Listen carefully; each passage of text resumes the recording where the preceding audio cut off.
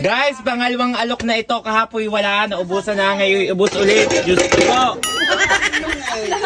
Oh. Ayan, naubusan na naman kami ng lugaw. Ang hirap ng mga kapitbahay. May liliban pa ng dagat.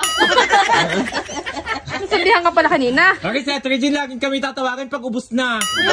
Kanina ko pa sinabi sa'yo, hindi pa hinahangaw. May bisita pa naman panauhin. Bago ubus din. Nag-imbita pa naman kami sa labas.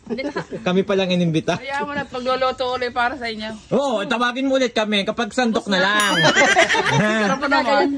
Ano, naubusan na naman tayo. Iinom na lang ako. Walang joke. Kanina ko pa sinabi Ito pa mga bisitang panauhin. Malas meron pa. Hi! Tingnan nyo, ubos na naman! Walang hiya. Pangalawang araw na ito. Pwedeng kasuhan si Atergin eh. Jane, lagi na lang din. Lagi mag-aalok pag gula na ano. Sandok na lang ang manyapat bago ang bubong. Bago ang bubong. Hindi kita. Ba't bago ang bubong eh. Lagi nang nakalugaw eh. Oh guys, shout out po sa mga katrabaho ni Rochelle. Wow! Yeah. Naubusan na naman. Nasa si Kulot? Panay ng PM sa Wala pa eh. Ito po yung mami ni Kulot. Nakauwi na ka dito? Kanina. Ba? Nagagala na naman ang kaluluwa ni Kulot, guys. Ano, Tarlene?